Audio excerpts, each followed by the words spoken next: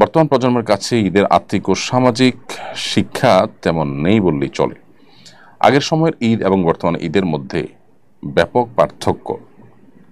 এর কারণ কি এবং প্রতিকারই বা কোন পথে? খুবই গুরুত্বপূর্ণ এবং অর্থবহ একটি প্রশ্ন আপনি করেছেন। আজকের প্রজন্মের কাছে ঈদের আসলে সে আর্থিক আনন্দ, ঈদের সে আধ্যাত্মিক আনন্দ এবং সামাজিক শিক্ষা খুব একটা নেই বললেই চলে।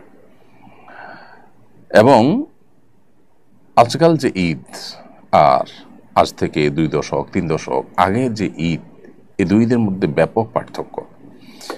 আপনার সাথে এ ব্যাপারে আমি পরিপূর্ণভাবেই একমত। এখন এর কারণ এবং প্রতিকারের আলোচনা যদি আমরা যাই, তাহলে আমরা একটু থেমে পেছনে যাব। সেটা হলো, শুধু ঈদ কেন, আমাদের প্রতিবেশীদের সাথে আমাদের সুসম্পর্কের কথা যদি আমরা বলি, বাবা মায়ের প্রতি শ্রদ্ধাশীলতা, দায়িত্বশীলতার কথা যদি বলি, ভাই বোন পরস্পরকে স্নেহ করা, ভালোবাসা, শ্রদ্ধা করা, দায়িত্বশীলতা, এক্ষেত্রে যদি বলি, স্বামী স্ত্রীর মধ্যকার ভালোবাসার কথা যদি বলি, কোন দিকটা আর আগের মতো আমরা আছি? দালান কোঠা এবং ইস্পাত সভ্যতা, এটা মানুষকে বাহ্যিক দৃষ্টিকোণ থেকে উন্নত এবং অগ্রসর করলেও মানুষের মধ্যে যখন দিনই চেতনা না থাকে, মানুষ যখন বস্তুবাদী হয়ে ওঠে, মানুষের মধ্যে যখন নীতি নৈতিকতা এবং মোরালিটির তেমন কোনো ভ্যালু না থাকে, গুরুত্ব না থাকে, দিন শেষে টাকা পয়সা, দিন শেষে চকচকা বাড়ি গাড়ি, এগুলো যখন মানুষের মুখ্য উদ্দেশ্য হয়, সমাজ যখন সেই কেন্দ্রিক হয়ে পড়ে, তখন মানুষের জীবনটাই অনেকটা প্লাস্টিকের মতো হয়ে যায় এবং সব কিছুতেই মানুষ অনেকটা আর্টিফিশিয়াল হয়ে যায়। মানুষের সে প্রাণ, মানুষের ভালোবাসার মধ্যে সে প্রাণ, সে আধ্যাত্মিকতা, সেই আবেগ আসলে সেভাবে থাকে না।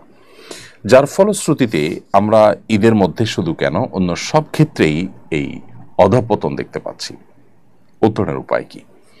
উত্তরণের উপায় হলো, আমাদের প্রত্যেকটা মানুষকে সংগ্রাম চালাতে হবে। পৃথিবীর অন্যান্য দেশের মতো আমরা এগিয়ে যেতে চাই জাগতিক এবং বস্তুগত দিক থেকে, কিন্তু আমাদের মোরালিটির জায়গাটা, আমাদের নীতিনৈতিকতার জায়গাটা, আমাদের ধর্মীয় জায়গাটা, আমাদের আদর্শের জায়গাটাতে কোনো প্রকার কম্প্রোমাইজ করে নয়।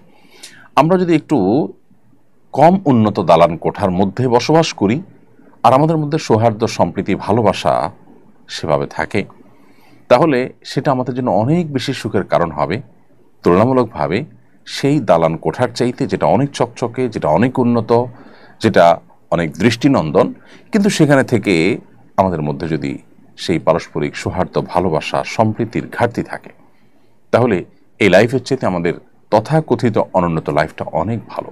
আমরা উন্নত হতে চাই, আবারও বলি, সেটার পথে আমরা অগ্রসর হই, কোনো অসুবিধা নেই, কিন্তু আমাদের নীতিনৈতিকতার জায়গাটাতে আমাদের নো কম্প্রোমাইজের লেভেলে যাওয়া উচিত। আমাদের সমাজে একটা শ্রেণী মানুষ আমাদেরকে বস্তুগত উন্নতির দিকে অগ্রসর করার জন্য উদ্বুদ্ধ করছে, একই সাথে আমাদের মোরাল দিকটাকে ভেঙে ফেলার চেষ্টাও চলছে। এটার বিরুদ্ধে আমাদের যুদ্ধ চালাতে হবে, সংগ্রাম চালাতে হবে এবং নিজেদের মধ্যে সেটার চর্চা বাড়াতে হবে ইনশাআল্লাহ বিদিল্লাহ। তাহলে আমরা পূর্বের সে প্রাণ আবারও খুঁজে পাবো। আল্লাহ আমাদের সে তৌফিক দান করুন।